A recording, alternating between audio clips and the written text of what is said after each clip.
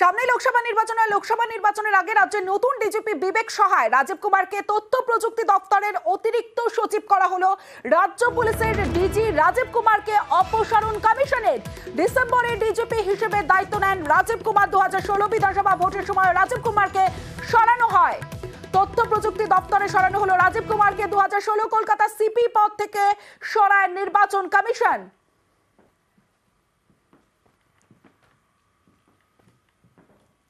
রাজ্যের নতুন ডিজিপি বিবেক সহায় রাজীব কুমারকে তথ্য প্রযুক্তি দপ্তরের অতিরিক্ত সচিব করা হলো।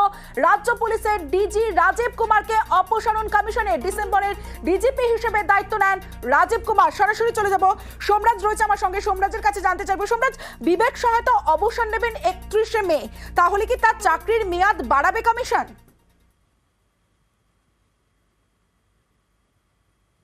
দেখো, সেটা সম্পূর্ণই জাতীয় নির্বাচন কমিশনের উপর নির্ভর করে। তার কারণ, তার যেহেতু অবসর রয়েছে 31শে মে এবং দেশ জুড়ে ভোট চলবে, অন্তত ভোট গণনার পর্ব চলবে 4 জুন পর্যন্ত। আমাদের এ রাজ্যেও 4 জুন পর্যন্ত ভোট চলবে। 1 জুন রয়েছে, 7ম দফার ভোট রয়েছে। ফলত গোটা প্রক্রিয়াটি জাতীয় নির্বাচন কমিশন কিভাবে পরিচালনা করবে সেটা নির্বাচন কমিশনের উপর নির্ভর করছে। কিন্তু এক্ষেত্রে যদি রাজ্য পুলিশের ডিজি অর্থাৎ বিবেক সহায়ের মেয়াদ বাড়াতে হয়, তাহলে কিন্তু রাষ্ট্রপতির অনুমোদন নিতে হবে জাতীয় নির্বাচন কমিশনকে। কিন্তু আপাতত জাতীয় নির্বাচন কমিশনের তরফে যেটা টার্গেট, সেটি হলো নির্বাচনকে সুষ্ঠুভাবে ও নিরপেক্ষভাবে পরিচালনা করা। এবং মনে করা হচ্ছে মূলত নির্বাচন কমিশন এই কারণেই রাজ্য পুলিশের ডিজি থেকে রাজীব কুমারকে সরিয়েছে এবং তার জায়গায় বিবেক সহায়কে নিয়োগ করা হয়েছে। ইতিমধ্যেই আজ সন্ধ্যেবেলায় ভবানী ভবনে রাজ্য পুলিশের ডিজি হিসেবে বিবেক সহায় তার দায়িত্বভার গ্রহণ করেছেন। আগামীকাল বিভিন্ন জেলার পুলিশ সুপারদের নিয়ে বৈঠকও করবেন রাজ্য পুলিশের ডিজি, নয়া ডিজি বিবেক সহায়। পাশাপাশি যেটা আরও জানা যাচ্ছে, যেটা আমরা বিকেলেই জানিয়েছিলাম, যে 3 জনের নাম পাঠানো হয়েছিল রাজ্যের তরফে, যে 3 জনের প্যানেলের নাম বা প্যানেল পাঠানো হয়েছিল, তার মধ্যে প্রথম নামই ছিল বিবেক সহায়ের নাম। আর সেই বিবেক সহায়কেই রাজ্য পুলিশের ডিজি হিসেবে নিয়োগ করেছে নির্বাচন কমিশন। আজ সন্ধ্যাবেলা ইতিমধ্যেই তিনি দায়িত্বভার গ্রহণ করেছেন প্রাক্তন ডিজি রাজীব কুমারের হাত থেকে। আগামীকাল তিনি বৈঠকও করতে পারেন বলেও সূত্রের খবর। ফলত সব মিলিয়ে রাজ্য পুলিশের ডিজি হিসাবে বিবেক সহায়ের দায়িত্ব নেওয়া, এবং অবশ্যই যদি 31শে মের পরে মেয়াদ বাড়াতে হয় বিবেক সহায়ের, তাহলে কিন্তু রাষ্ট্রপতির অনুমোদন নিতে হবে জাতীয় নির্বাচন কমিশনকে। বেশ, 1 কেন 100 কেন 1000 বদল যদি করে, তাহলে মমতা বন্দ্যোপাধ্যায়ের সঙ্গেই বাংলার মানুষ আছে বলছেন তৃণমূল মুখপাত্র কুণাল ঘোষ।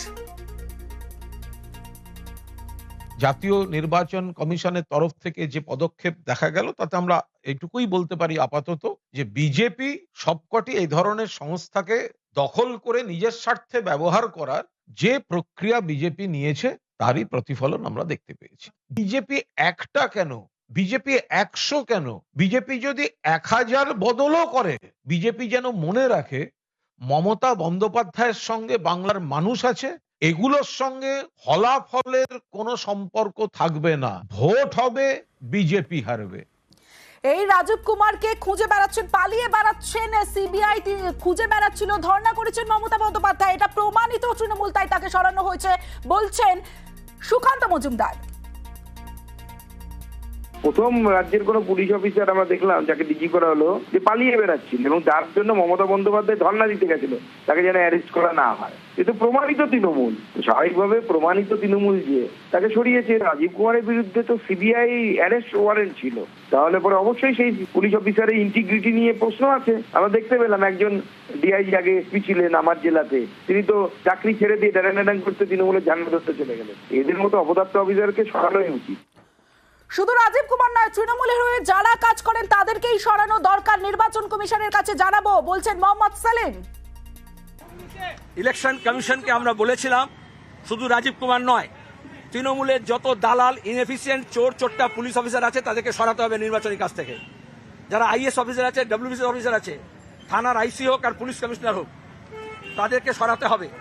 শুরু হয়েছে রাজীব কুমার দিয়ে, কারণ রাজীব কুমার বিখ্যাত হয়েছে সারদা কাণ্ডে। সমস্ত চুরি জোচ্চুরি, পিসিআর ভাইপোর টাকা, সমস্ত ডায়েরি ও লোপাট করেছিল বিধাননগরের কমিশনার হিসেবে। আমরা এই সমস্ত দুর্নীতিগ্রস্ত অফিসার, সমস্ত করাপ্ট অফিসার পঞ্চায়েত এবং পুরসভা নির্বাচনে যারা জোচ্চুরি করেছে, যারা দারোয়ান হয়ে গেছে ইলিগাল কাজকর্মের, তাদেরকে সরাতে হবে দায়িত্ব থেকে।